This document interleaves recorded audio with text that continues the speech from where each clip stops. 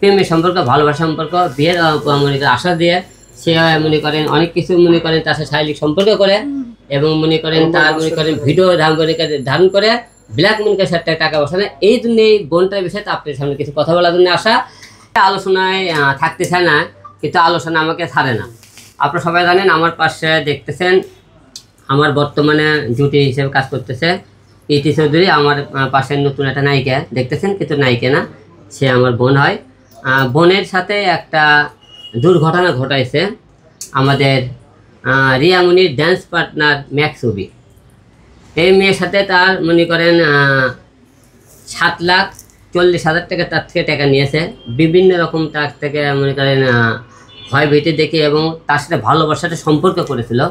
এই রিয়ামনি দেখেন প্রথমে থেমে যেত, ইতিমনি সংসারটা বেঁচে যেত এবং দেখে রিয়ামনি তখন ইতি যখন চলে গেল, তারপরে এই মেয়ের সাথে যখন সম্পর্ক হলো, রিয়ামনি অনেকবার বলছে এই কথা, এর নাম হলো কথা, যে তুমি ওর সাথে চলাফেরা করো না, তুমি হলে তোমার মতো কাজটা অভিক খেয়া দাও। রিয়ামনি করতে ছাড়েনি।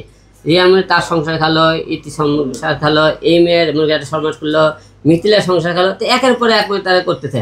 এখন আজকে আপনাদের সামনে আমার কোনো কথা না, এখন যে মেয়ের সমস্যা নিয়ে আপনাদের সামনে প্রেজেন্ট করতেছে, এই অভি যে কতটা ভদ্র ছেলে, কতটা সে আপনাকে বলছিল যে সে নাকি ভাজা মাছটা উল্টে খেতে জানে না।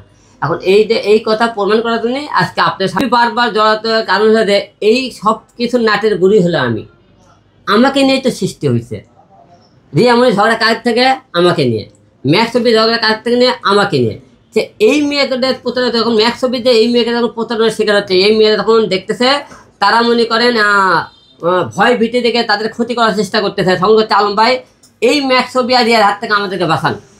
তাই আমি কোনো কী সমস্যা তোমাদের বলো, যখন থেকে এদের এই সমস্যাকে বাঁচানো মনে করেন তারকে একটা মনে করেন পথ দেখে তাদের পাশে দাঁড়ান। যেমন মনে করেন আপনি মিথিলা কিছুটা আগে রিয়ামনি বলেছিল, মিথিলাকে আপনার সামনে এসেছিল যে মিথিলাটা মনে করেন যে মামলা, তার সাথে আমার বিয়ে হয়েছে, এগুলো মিথিলাকে রিয়ামনিকে তাদের পাশে দাঁড়াইছিল আমার বিপক্ষে। তা সে রিয়ামনি আমার বিপক্ষে যখন দাঁড়াতে পারে, তাহলে আমাকে নিয়ে কথা বলে, তাহলে আমি কেন এদের পক্ষে দাঁড়াতে? ম্যাক্সবির সঙ্গে আমার ভালো ফার্স্টে ফ্রেন্ডলি একটা সম্পর্ক ছিল। ওর সব সমস্যার কথা বলে, ওর আর্থিক কিছু প্রবলেম হয়, সে বারবার আমার থেকে টাকা নেয় যে ও যখন আবার ইনকাম সোর্স শুরু হবে তখন আবার টাকাগুলো দিয়ে দেবে। এই বিষয় মানে ওর সঙ্গে আমার একটা রিলেশন ছিল না, অনেক কিছুদিন তো ওকে আমি চিনলাম জানলাম। ও অনেক মানে ইমোশনাল ব্ল্যাকমেল করতো, অনেক মানে ইমোশনাল ব্ল্যাকমেল বলতে যে ওর বাবা মা নাই, ও অনেক পরিশ্রম করে এত দূর আগাইছে, এখন একটা বিপদে পড়ছে, ওকে হেল্প করার মতো কেউ নাই, সেজন্য আমি ওকে হেল্প করছিলাম, যেহেতু আমার ভালো ফ্রেন্ড লাগে, ওর সম্পর্ক একটু জানি এই জন্য।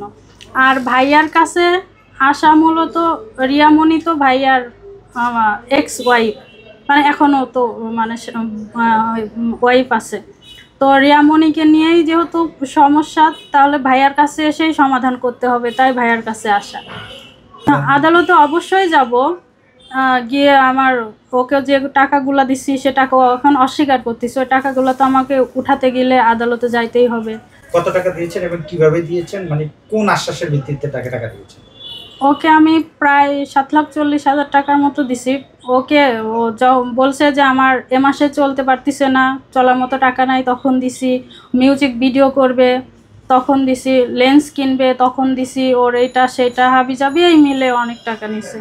আপনি আসলে কি করেন, এত টাকা তাকে কেন দিয়েছেন? আমি স্টুডেন্ট, এই টাকাগুলা সব আমার বাবার, মানে ওকে দিছিলাম তো একেবারে দিই নাই, যে যখন আবার দিবে তখন আমি আবার অ্যাকাউন্টে রেখে দিব এরকম। হ্যাঁ, আমার কাছে স্ট্যাম্প করা আছে যে ওর টাকাগুলো নিছে। তাছাড়া ওর আম্মা জানে, ওর ফ্রেন্ড, অনেক ফ্রেন্ডই জানে, মানে ওর আশেপাশে যারা ক্লোজ সবাই জানে আমি টাকাগুলো ওকে দিছি, এবং রিয়ামনিও জানে। কিন্তু রিয়ামনি আর ও এখন প্ল্যান করছে, মানে একদম অস্বীকার করে, বলে আমাকে নাকি চেনেই না, আমার থেকে কোনো টাকাই নেয় না।